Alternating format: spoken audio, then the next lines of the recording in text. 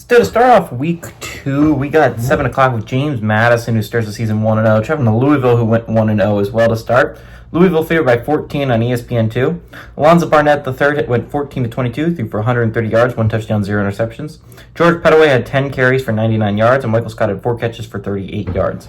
Miller Moss for the Cardinals went 17-25, threw for 223 yards, 1 touchdown, 2 interceptions. Isaac Brown had 6 carries for 126 yards and 2 touchdowns, and Chris Bell had 5 catches for 63 yards. Louisville's 1-0 against James Madison all time. They played in 2022, and Louisville won 34-10 at home. This is a really interesting football game because if looking at it early, right, there's a lot of games. See, I think every game is obviously every game is as important as every other game, right? If you're talking about a 12-week season, all the games are the same amount of importance. Every week is the same amount of importance. But since the early weeks, we don't know who are actually contenders, late weeks seem so much more important because we know the teams that are going to be actually vying for a spot, and it has to do with seeding and stuff.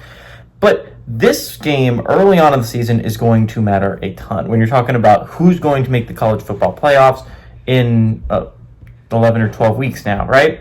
So you're looking at it from that perspective. If you do not know, we have 30 group of 5 teams that are still undefeated left. And I say that can contend for a playoff spot because Delaware's technically undefeated, but then they are transitioning. They can't make the playoffs. And then you have the weird ones of like Washington State's still undefeated, but what do you count them as? You have UConn, who's independent and on the same level as the teams I'm talking about, but they're not group of 5, right? But if you're talking about 30 group of 5 playoff teams, James Madison is, I gotta say, probably like one of 10, I think, that can legitimately make the college football playoffs this year. I think they're one of the 10 contenders in the group of 5. And James Madison, I think, is an important team to watch here. Louisville's also really a sleeper, right? I had Louisville in my college football playoffs. They're not in the top 25, but man, is this an important game for them, right? Because if you're looking at the ACC this year, it actually looks pretty strong. You have 3 teams that are legitimately really great football teams in Clemson, Florida State, and Miami. You're talking about an SMU team that is really solid. You're talking about Duke and Georgia Tech, who are sleepers, but also very good, solid football teams. And I think Louisville is one of those teams in there as well. I think Louisville is a little bit of a sleeper pick. I think they are a team that is criminally underrated. James Madison is too. And I think what's really important in these early weeks to watch is group of 5 that are good playing Power 4 teams, right? Because the first team to break through that's not named Tulane is going to have a huge advantage. Tulane's the exception because, yes, they already beat Northwestern, but they still have 2 other Power 4s left on their schedule. They still got to go beat Duke. They still have to go beat Ole Miss.